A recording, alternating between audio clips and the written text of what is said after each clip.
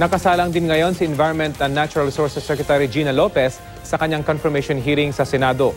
Hiling ni Lopez, huwag idaan sa secret voting ang pagboto sa kanya. May ulat on the spot si Steve Dailisan.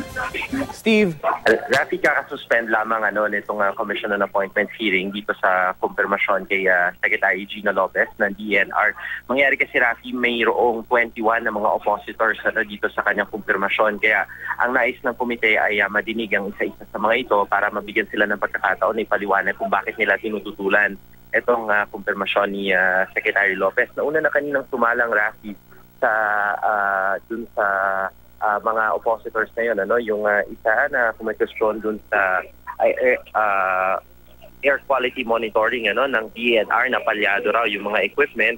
Nasagot naman niya ni Secretary Lopez kanina. Ang sabi niya ay pinaiimbestigahan na raw niya ito at yun nga, na-question din yung kredibilidad ng oppositor, lalo siya pala ay may negosyo na may kaugnayan din sa pagpapublish naman ng air quality monitoring. Na-question din yung conflict of interest ni Secretary Lopez pagdating naman doon sa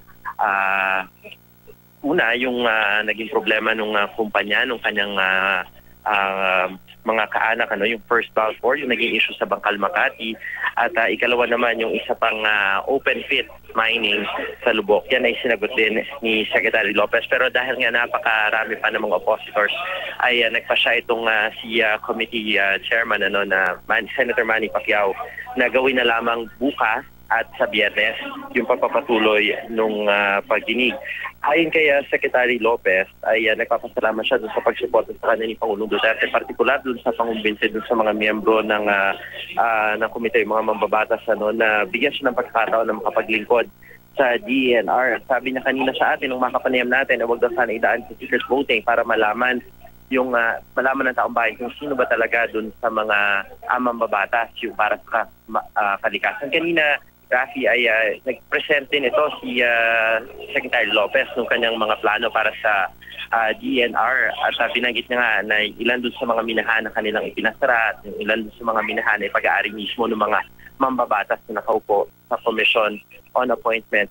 Kanina, Rafi, ay pinagalitan din yung ilan dun sa mga nakaupo dun sa loob nitong session hall, lalo pat sila ay nag-create ng unnecessary noise sa tuwing may mababanggit itong si Secretary Lopez. Samantala sa ngayon, Rafi, ay papalabas na itong ilan dun sa mga senador at kanina may mga nadaanan din tayo sa labas nitong Senado na nagpo-protesta para nga tutulan itong confirmation ni Secretary Lopez. Sabi ni Secretary Lopez ay wala naman daw siyang problema doon, natural daw yon, basta sana raw ay bumoto itong mga miyembro ng Commission on Appointment batay doon sa kanilang konsensya at hindi sa mga personal business interest. Yan muna latest mula pa rin dito sa Senado, balik tira.